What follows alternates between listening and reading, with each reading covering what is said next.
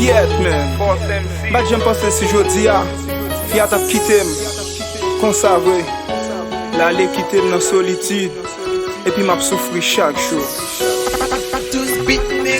Chéri, wè sak pase ya, franchman li deranjem.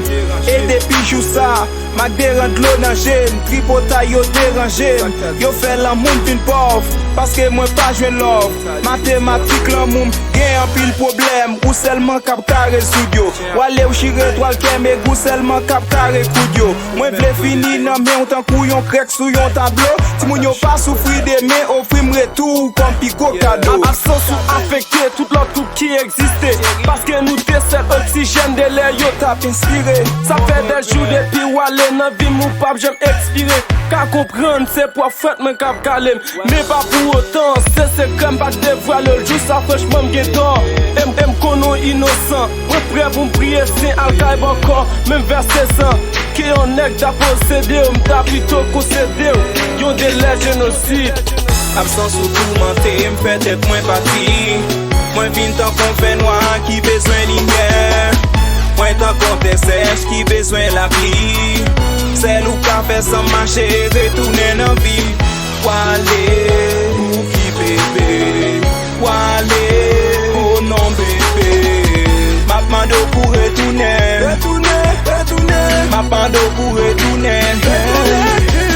Wale, ou kite kem de kon evade. Fason nou te damou chéri, se pa sa merite. Nan kè ou te pivo, se ou te servim kom bivo. L'homme ou nou te klere, te kou yon projekte nan genou. Gat ki jande, pi wale la pase mal nan genou. L'homme ou nou te pare, te kou yon plant an vide. Gat ki jande, pi wale chéri, la pase yon vide. Mapman de pou retounen nan vim, tan pli souple gel.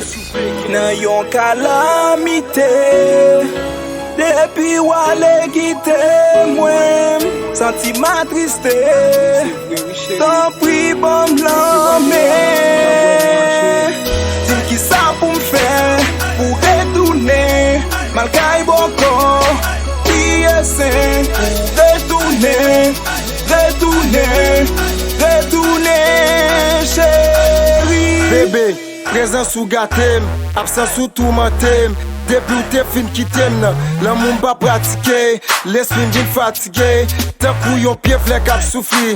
Paske yo pa ouze lan te sèche. Oh non bébé, please, pardonnem, retounen nan vim. Tan de krikem, gade krikem. Nou pa dwe separe, ou se tout kem, ou se krem. Nou gen avni pou prepare, je osi frecha. Absens ou tourmente, m'fè tèt mwen pati.